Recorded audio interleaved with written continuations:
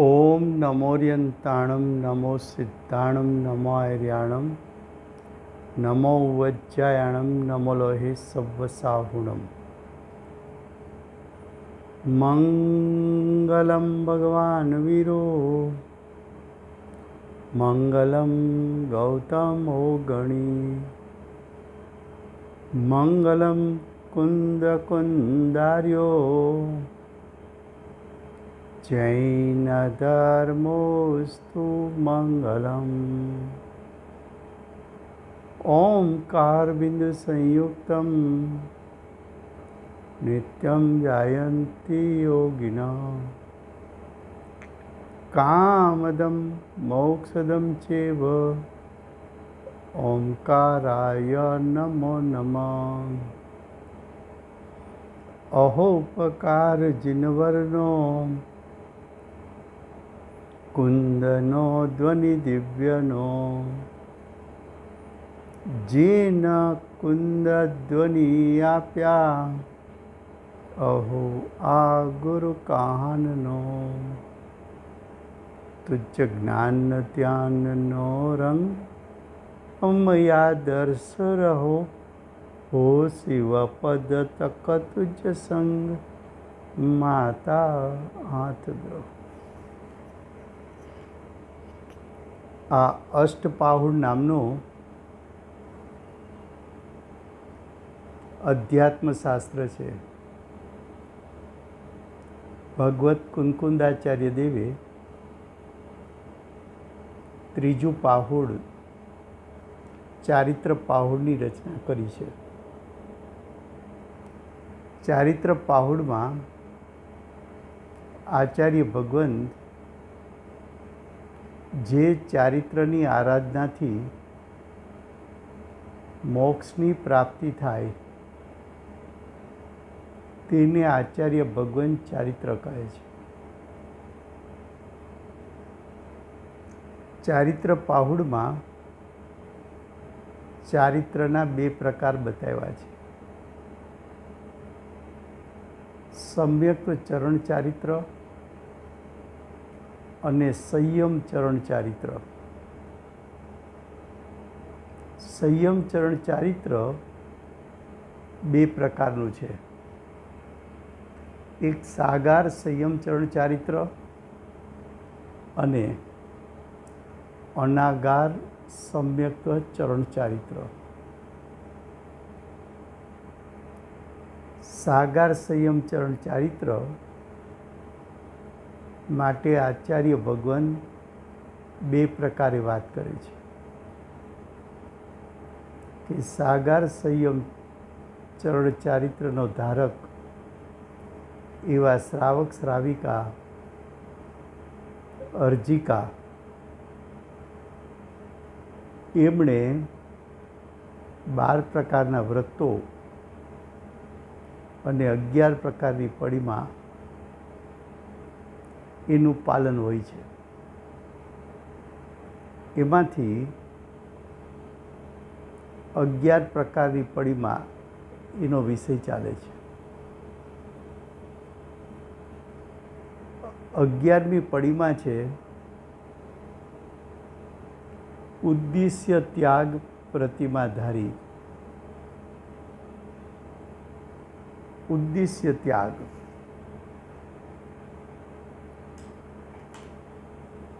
आचार्य भगवान श्रावकनी 11મી प्रतिमा कहे छे। 11મી प्रतिमा माटे रत्नकर्ण श्रावकाचार श्लोक 147 एनो अन्वयार्थ। घेरथी मुनिना वनमा जईने गुरुनी पासे व्रतो ग्रहण करीने तप करता भिक्षाथी मळेलुं भोजन तथा कौपीन एटले लंगोटी અને ખંડ વસ્ત્ર ધારણ કરનાર વ્યક્તિ ઉત્કૃષ્ટ શ્રાવક અથવા ક્ષુલ્લક અથવા એલક છે.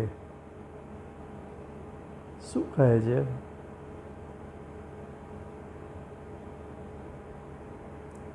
શ્રાવકનું સ્વરૂપ એમાં છેલ્લી પ્રતિમા ઉદ્દેશ્ય ત્યાગ પ્રતિમા.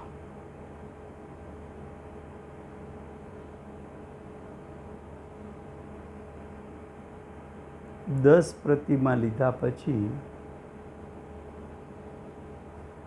10 પ્રતિમાનું અતિચાર દોષ રહિત પાલન કર્યા પછી 11મી પ્રતિમાના ધારક એ 11મી પ્રતિમા ઉદ્દેશ્ય ત્યાગ પ્રતિમા છે. કોઈ જગ્યાએ એને ઉદ્દેશ્ય ત્યાગ કહે છે અને કોઈ જગ્યાએ એમને ઉદ્દિષ્ટ ત્યાગ પણ કહેવાય છે.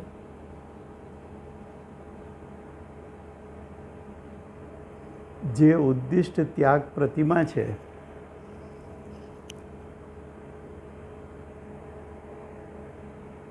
એનો અર્થ એવો કે શ્રાવક હવે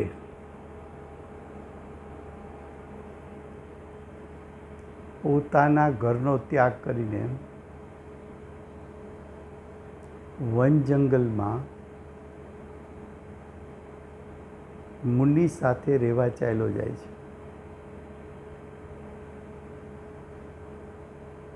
મુનિની આજ્ઞા પ્રમાણે વ્રતોનું પાલન કરે છે. 11 પ્રતિમાનું પાલન કરે છે. 11મી પ્રતિમા પ્રમાણે ઉદ્દિષ્ટ ત્યાગ પ્રતિમા પ્રમાણે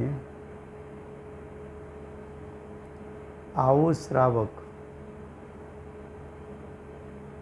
પોતા માટે બનાવાયેલું ભોજન ગ્રહણ કરતો નથી.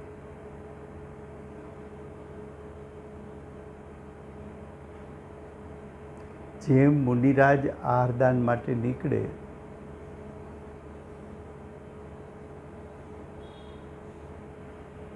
એમ ક્ષુલ્લક કેલક કે આવો ઉત્કૃષ્ટ શ્રાવક એટલે કે ઉદ્દિષ્ટ પ્રતિમા ધારક ભોજનના સમયે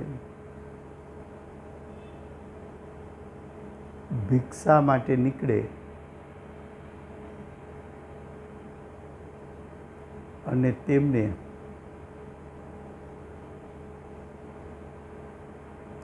વિધિપૂર્વક ભિક્ષા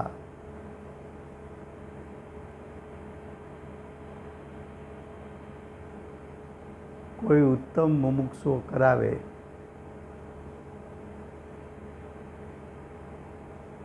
તો એ આહારને ગ્રહણ કરે.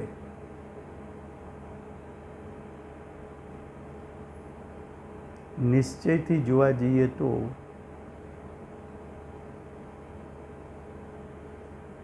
શ્રાવક પંચમ ગુણસ્થાનમાં છે.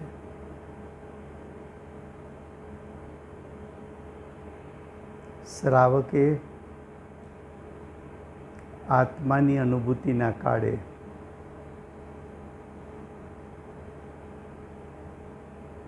આત્માના સ્વભાવના સ્વરૂપનું જ્ઞાન યથાર્થપણે કર્યું છે અને શ્રદ્ધાન પણ કર્યું છે. ખરેખર તો આત્મા અનઆહારક છે.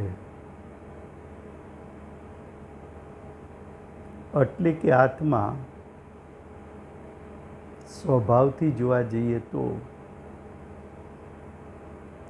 આહારને ગ્રહણ કરતો નથી.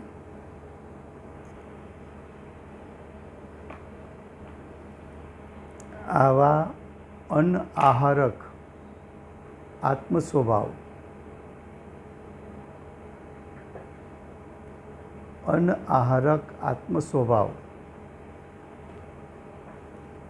એમનો જેમને આશ્રય લીધો છે એવા જ્ઞાની હું સ્વભાવથી અનાહારક છું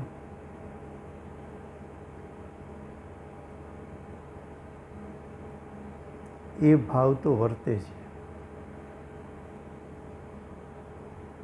પણ હજુ મનુષ્ય ભવ છે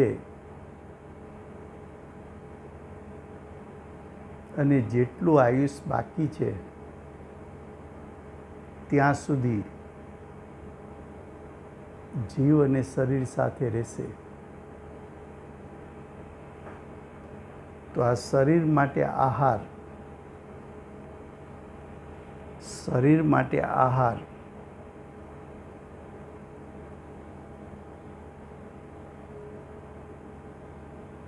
11મા પ્રતિમાધારી શ્રાવકને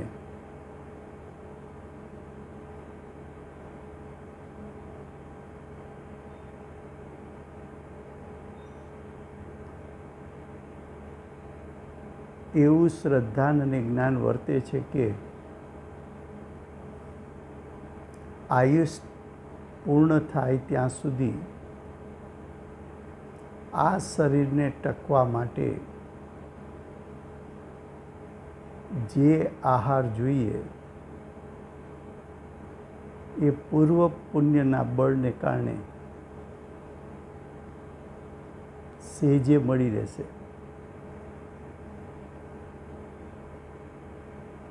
તો શ્રાવકે 11મી પ્રતિમા ધારણ કરીને ઘરનો ત્યાગ કરીને મુનિઓ જ્યાં નિરંતર વિચરે છે એવા સ્થાનમાં ગુરુ પાસે જઈને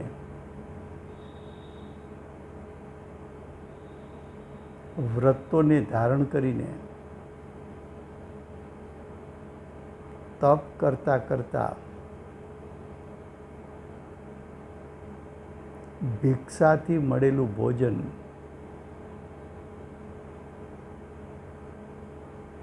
એટલે કે પોતા માટે બનાવાયેલું ખાસ ભોજન એનો ત્યાગ વર્તતો હોવાથી એ ઉદ્દિષ્ટ પ્રતિમાના ધારક છે. આવા 11 પ્રતિમાના ધારક એક લંગોટીને ધારણ કરે છે અને ખંડ વસ્ત્ર એટલે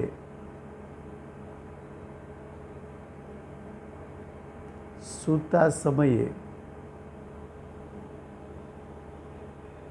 જે વસ્ત્ર ઓઢે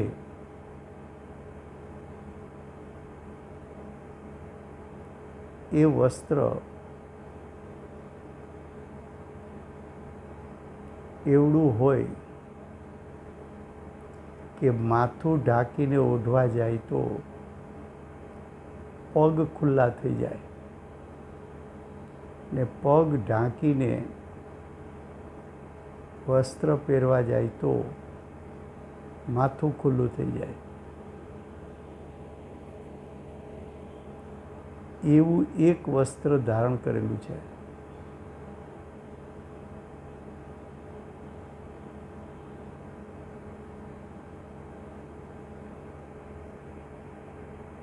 હવે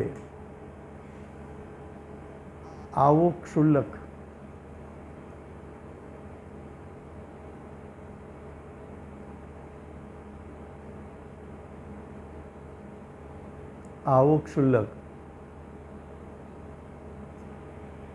અંતરંગમાં સૂતા વધતા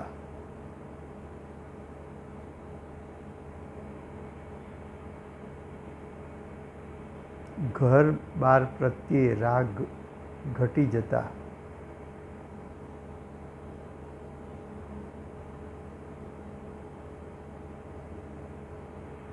ઘરનો ત્યાગ કરી વિશેષ પુરુષાર્થ અર્થે મુનિના સંગમાં આવી મુનિનો સંગ કેમ કર્યો તો કે સર્વ પ્રકારની નિવૃત્તિ લઈ એક ટૂંકું વસ્ત્ર ધારણ કરી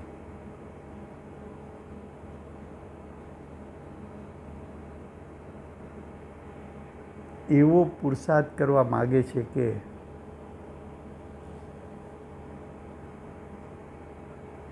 મુનિપણું પ્રગટ થાય. ભાવલિંગથી મુનિપણું પ્રગટ થાય અને દ્રવ્યલિંગથી પણ મુનિપણું પ્રગટ થાય.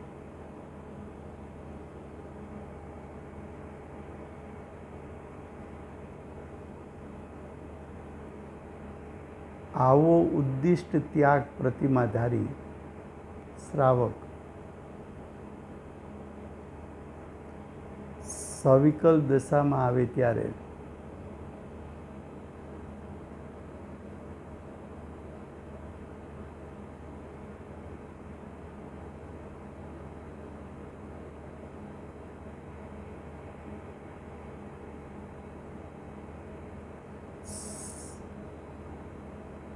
સવિકલ દશામાં આવે ત્યારે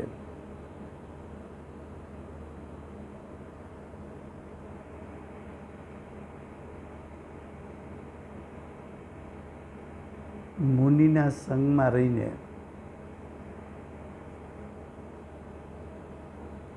મુનિના પુરુષાર્થનું જોર જોઈને મુનિનો વૈરાગ જોઈને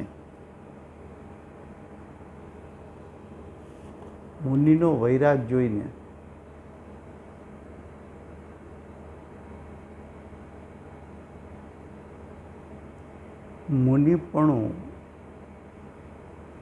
ધારણ કરવા માટે ચિંતન મનન કરે છે.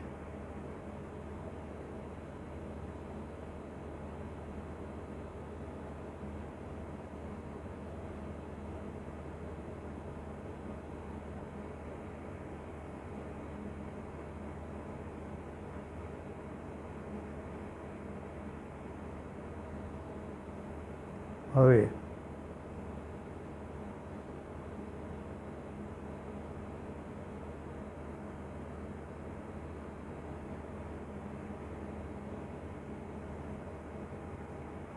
આવા ઉદ્દિષ્ટ ત્યાગ શ્રાવક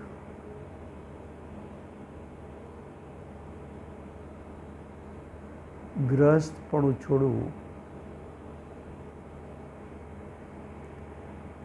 એટલે કે કુટુંબ અને 10 પ્રકારનો પરિગ્રહ છોડી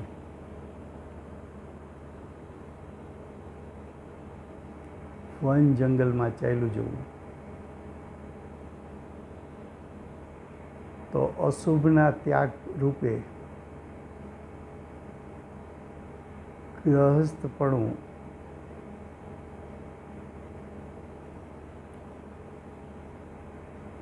કુટુંબીજન સાથે ગાળતા હતા. એ કુટુંબીજનનો ત્યાગ કરવો એ અશુભનો ત્યાગ છે.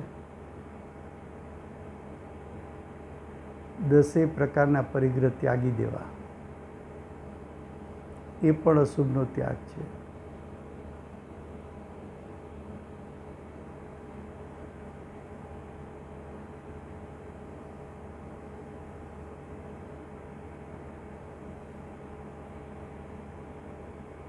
હવે શરીરની ક્રિયા જોઈએ તો ભોજન સમયે ભિક્ષા માટે નીકળવું,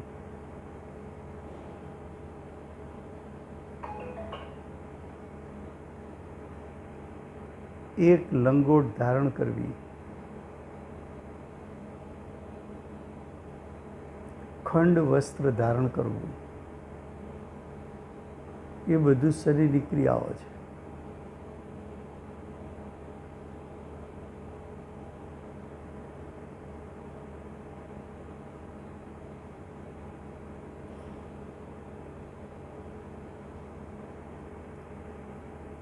બાહ્ય ત્યાગ,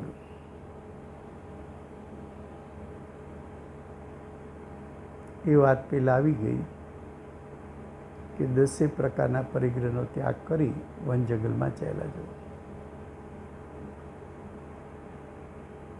તો મુનિપણું ધારણ કરતા પહેલાં મુનિરાજ થતા પહેલાં શ્રાવક આ 11 પરિમાને ધારણ કરે છે. આ એનું સ્વરૂપ થયું. હવે અષ્ટપાહુડમાં ચારિત્ર પાહુડ, એની આ 22 ગાથા પૂર્ણ થઈ. હવે ગાથા 23, એનો વિષય છે હવે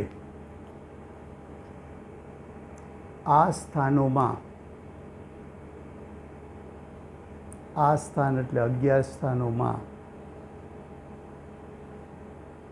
સંયમનું આચરણ કઈ રીતે છે તે કહે છે. શું કીધું?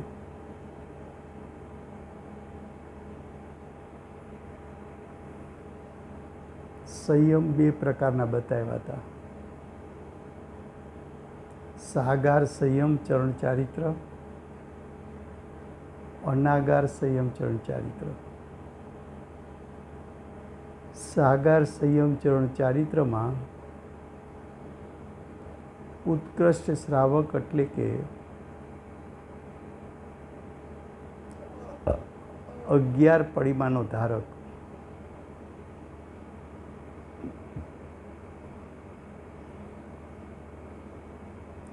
એ સંયમ એટલે ચારિત્રનું પાલન કઈ રીતે કરે છે. ફરીવાર,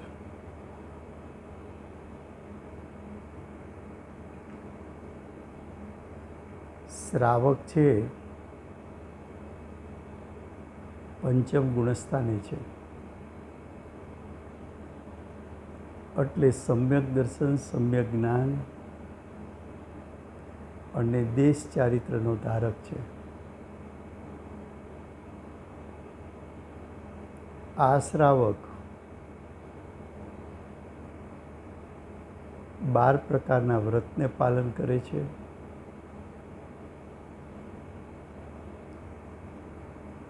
અને 11 પ્રતિમાને ધારણ કરે છે.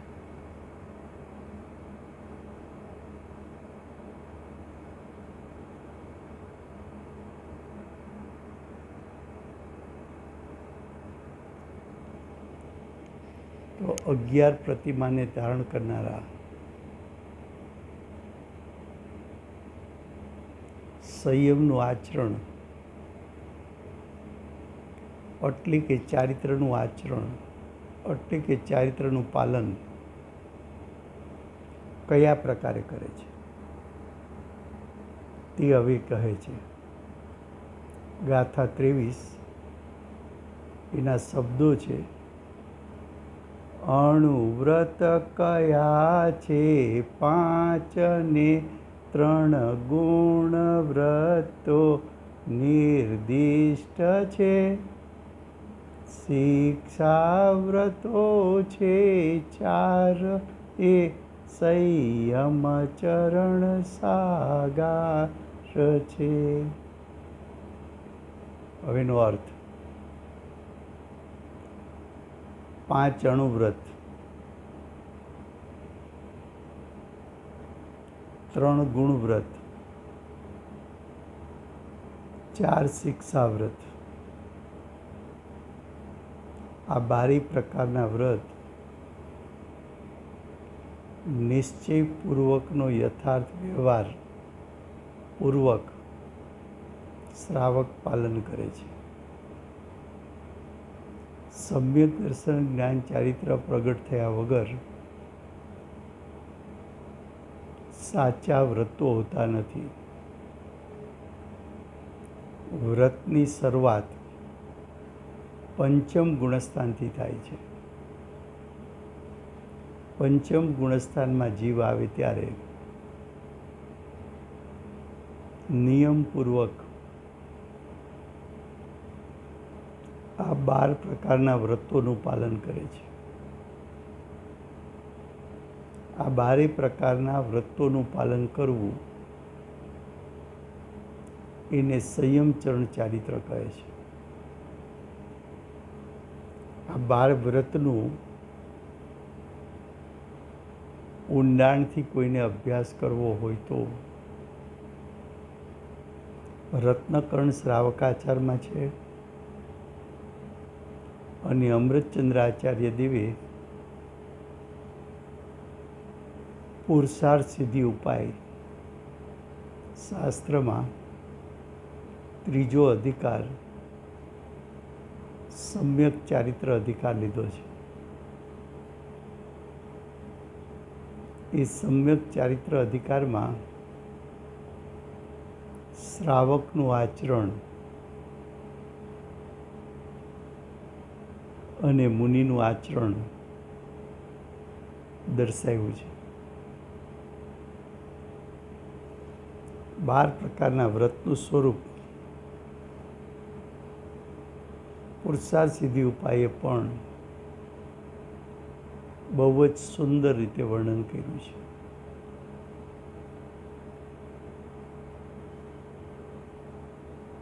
બારેય પ્રકારના વ્રતનો અભ્યાસ કરતી વખતે જેમ આપણે કહ્યું હતું કે નિશ્ચયપૂર્વકનો વ્યવહાર હોય છે,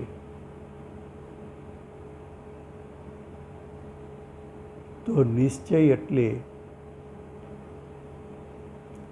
આત્માની પ્રગટ થતી શુદ્ધતા. પંચમ ગુણસ્થાનને અનુરૂપ તો 12 પ્રકારના વ્રત આત્માની શુદ્ધતા ને મુખ્ય રાખીને એનો અભ્યાસ કરવો. આવી શુદ્ધતા એટલે આવો નિશ્ચય, એની સાથે વ્યવહારમાં આચાર્ય ભગવાન શુભ ભાવનું વર્ણન કરશે, અશુભના ત્યાગનું પણ વર્ણન કરશે, શરીરની ક્રિયાનું પણ વર્ણન કરશે અને બાહ્ય ત્યાગનું પણ વર્ણન કરશે. કદાચ કોઈ જગ્યાએ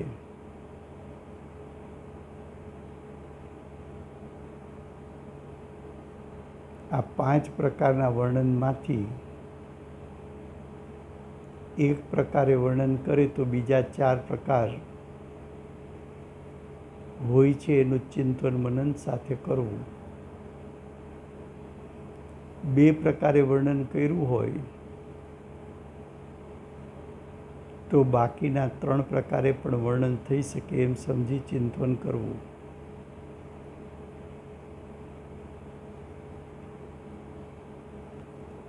તો કહે છે કે 5 અણુવ્રત, 3 ગુણવ્રત, 4 શિક્ષા વ્રત એવા 12 પ્રકારના વ્રતપૂર્વક ચારિત્રનું પાલન કરવું એને શ્રાવકની ભૂમિકાનું સંયમ ચરણ ચારિત્ર કહે છે. આવો શ્રાવક સાગાર છે, એટલે કે ગ્રંથ સહિત છે એટલે કે આંશિક પરિગ્રહ સહિત છે, તેથી તેમને સાગાર કહેવાય છે.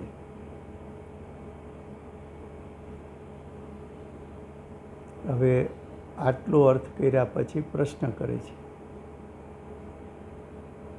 આ 12 પ્રકાર તો વ્રતના કયા?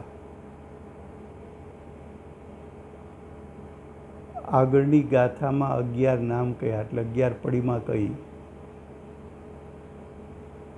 તેમાં પ્રથમ દર્શન નામ કહ્યું. તેમાં આ વ્રત કઈ રીતે હોય છે? દર્શન પડીમાં ત્યાં વ્રત હોય કે ન હોય તેનું સમાધાન, એનો ઉત્તર આપે છે. અણુવ્રત એવું નામ કિંચિત વ્રતનું છે. વ્રતના 2 પ્રકાર છે, અણુવ્રત અને મહાવ્રત. મહાવ્રતનું બીજું નામ છે સકલ વ્રત. અણુવ્રતનું બીજું નામ છે એક દેશ વ્રત. અણુવ્રત કે એક દેશ વ્રત ન કહે તો એમ કે શ્રાવકના વ્રતો, તો શ્રાવકના વ્રત હંમેશા અણુવ્રત જ હોય. મહાવ્રત શબ્દ ન બોલે, સકલ વ્રત શબ્દ ન બોલે અને મુનિના વ્રત કહે તો મુનિને હંમેશા મહાવ્રત જ હોય. અણુવ્રતનો અર્થ છે વ્રતનું એક દેશ પાલન. વ્રતનું સર્વ પ્રકારે પાલન કરી શકતા નથી તો શક્તિ અનુસાર જેટલું પાલન કરી શકે છે એટલું પાલન કરે છે. શક્તિ અનુસાર પાલન કરે છે એટલે શું?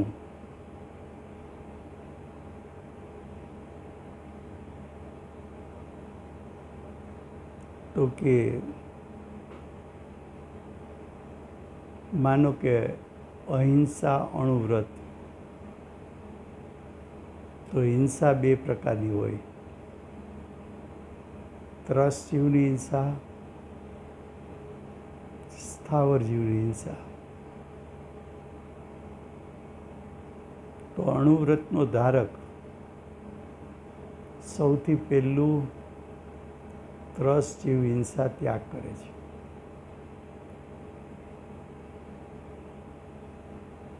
ત્રસ જીવ એટલે 2 ઇન્દ્રિય, 3 ઇન્દ્રિય, 4 ઇન્દ્રિય, પંચેન્દ્રિય સંઘની એવા જીવોની હિંસા ઉપયોગાત્મકપણે ન થાય માટે ત્યાગ કરે છે. એનો અર્થ એવો નહીં કે સ્થાવરની હિંસા કરવા માગે છે.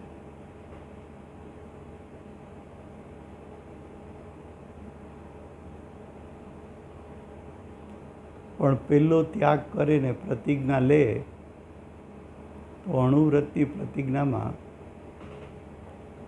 નિયમપૂર્વક શ્રાવકને ત્રસ જીવની હિંસા ના હોય. તો 2 પ્રકારમાંથી 1 પ્રકારની હિંસાનો ત્યાગ થયો એટલે વ્રતનું પાલન આંશિક કર્યું એમ કહેવાય. આંશિક કયો, એને દેશ વ્રત કયો, એને અણુવ્રત કયો, એને એક દેશ અણુવ્રત કયો, ખાલી અણુવ્રત કયો, બધાનો અર્થ એક સરખો છે. દાખલા તરીકે બ્રહ્મચર્ય,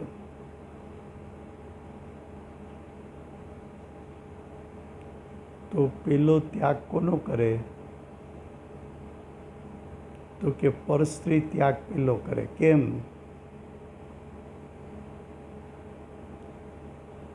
તો કે પરસ્ત્રીને ગ્રહણ કરવી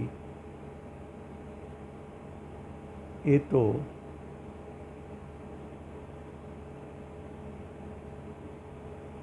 તો સમાજની દ્રષ્ટિએ પણ નિંદનીય કાર્ય છે.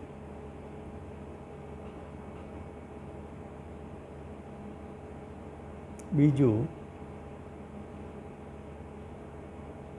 પરસ્ત્રી ગમન એટલે એમ બતાવે છે કસાયની વિશેષ તીવ્રતા છે, ભોગોટાની વિશેષ તીવ્રતા છે.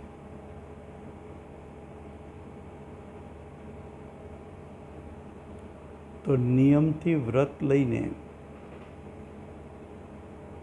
પ્રથમ ત્યાગ કરે તો પરસ્ત્રીનો ત્યાગ કરે તો એક દેશ વ્રત કહેવાય, અણુવ્રત કહેવાય, આંશિક વ્રત કહેવાય.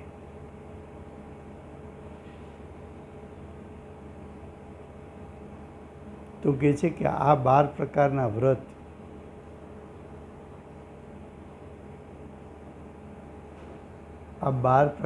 વ્રત કયા ને આગળની ગાથામાં 11 નામ કયા. તેમાં પ્રથમ દર્શન નામ કહ્યું. આ વ્રત કઈ રીતે હોય છે તેના સમાધાનમાં કહ્યું અણુવ્રત એવું નામ કિંચિત વ્રતનું છે. કિંચિત વ્રત એનો અર્થ આપણે કર્યો હમણાં.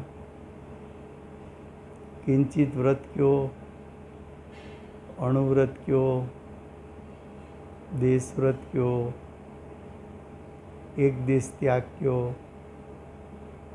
બધું એક જ છે. હવે કે છે તે 5 અણુવ્રતોમાંથી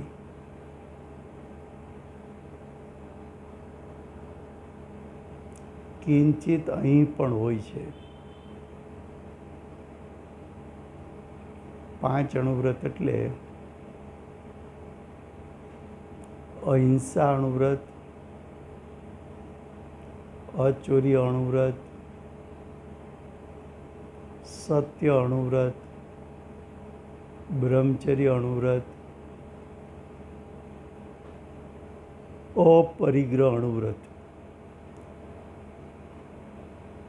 આ 5 અણુવ્રત આંશિક કોને હોય છે? તો કે પેલી પ્રતિમાનો ધારક. તો પેલી પ્રતિમા કઈ છે? તો કે દર્શન પ્રતિમા. દર્શન પ્રતિમાનો ધારક છે એ 5 અણુવ્રતનું પાલન કરે છે. તેનું નામ દર્શન કહ્યું.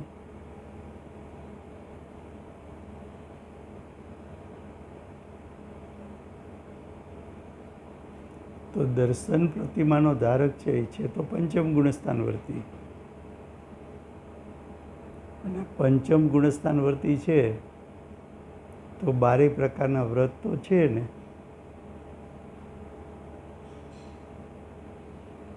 હવે આગળ કહે છે તેથી દર્શન પ્રતિમાનો ધારક.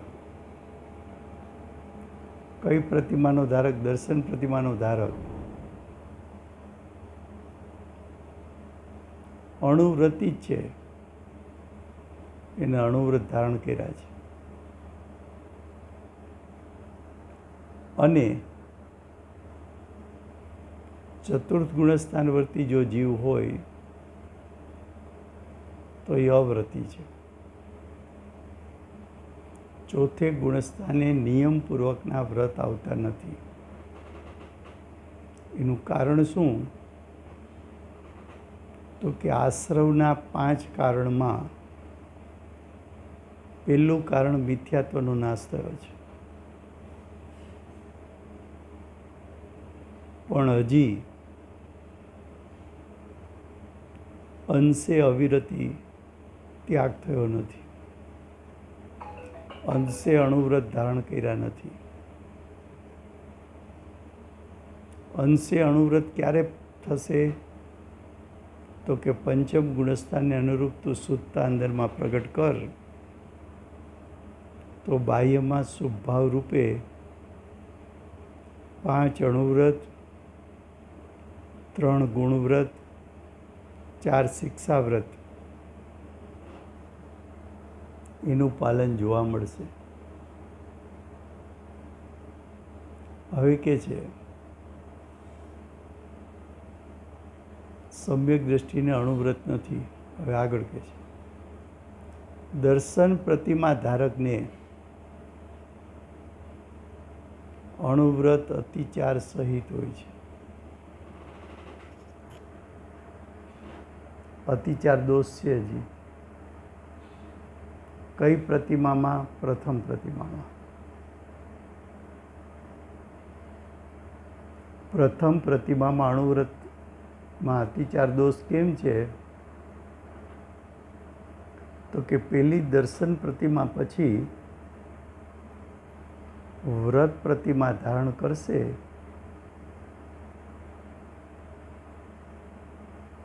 ત્યારે અતિચાર દોષનો નાશ થશે.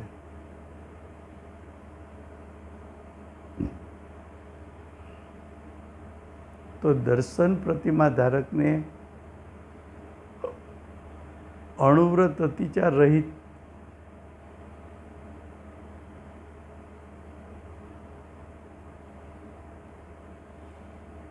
દર્શન પ્રતિમા ધારકને અણુવ્રત અતિચાર સહિત હોય છે. તેથી તેનું નામ વૃત્તિ કહ્યું નથી.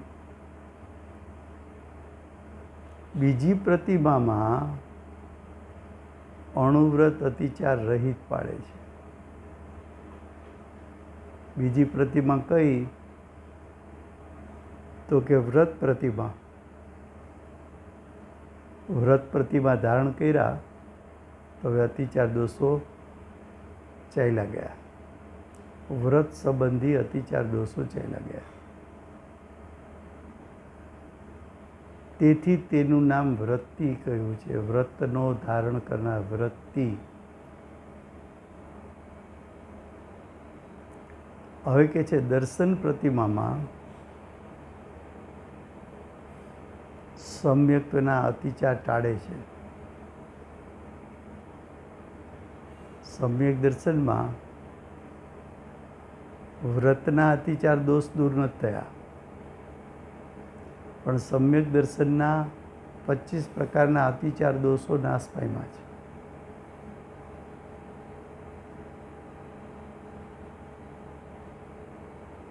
દર્શન પ્રતિમામાં સમ્યક્ત્વ જ પ્રધાન છે. ત્યાં વ્રતની મુખ્યતા નથી બતાવી, સમ્યક દર્શનની મુખ્યતા બતાવી છે. વ્રતની મુખ્યતા તો ક્યાં બતાવશે? તો કે વ્રત એની મુખ્યતા તો વ્રત પ્રતિમા ધારક થશે ત્યારે ત્યાં વ્રતની મુખ્યતા બતાવશે.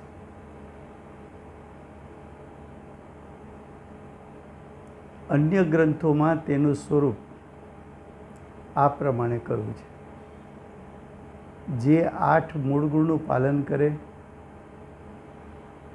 8 મૂળ ગુણ એટલે જે ફળમાંથી દૂધ નીકળે એવા 5 ઉદંબર ફળનો ત્યાગ હોય.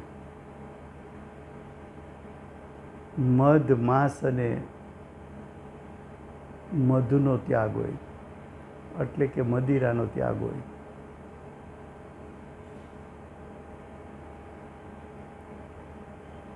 સાત વ્યસનનો ત્યાગી હોય. જુગાર રમવો, દારૂ પીવો વગેરે, પરસ્ત્રી ગમન કરવું વગેરે. 7 વ્યસનનો ત્યાગ કરે. જેને સમ્યક્ત અતિચાર રહિત શુદ્ધ હોય, જેનું સમ્યક દર્શન 25 પ્રકારના અતિચાર દોષ રહિત હોય,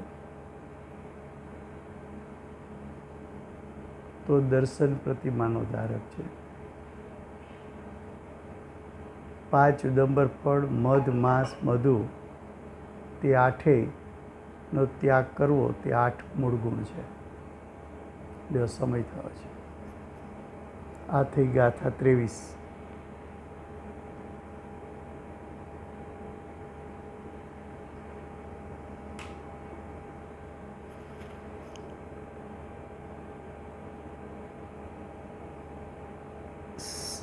સાગાર સંયમનું સ્વરૂપ દિવ્ય ધ્વનિ દ્વારા સમજાવનાર શ્રી સિમંદર ભગવાનનો જય. સાગાર સંયમનું સ્વરૂપ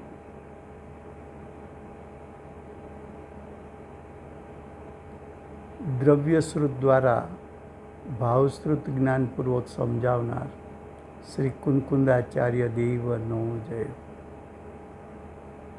વર્તમાન કાળે શ્રાવકનું યથાર્થ સ્વરૂપ સમજાવનાર પરમ કૃપાળુ શ્રી સદગુરુદેવનો જય. પ્રશમ મૂર્તિ ભગવતી માતનો જય. અષ્ટ જીનવાણી માતનો જય. પરમ દિગંબર જૈન ધર્મનો